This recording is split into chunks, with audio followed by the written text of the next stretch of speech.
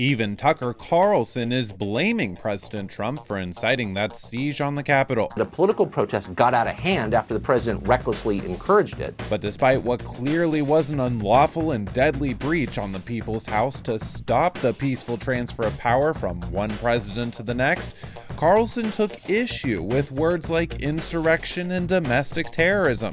The Trump protest at the Capitol yesterday is already being used as a pretext for an unprecedented crackdown on civil liberties. Just in the last several hours, we have heard people in positions of power and authority demand that those who support Donald Trump should no longer be allowed to publish books or use the internet or fly on airplanes. Lawmakers from both sides of the aisle blamed the violence directly on the outgoing president.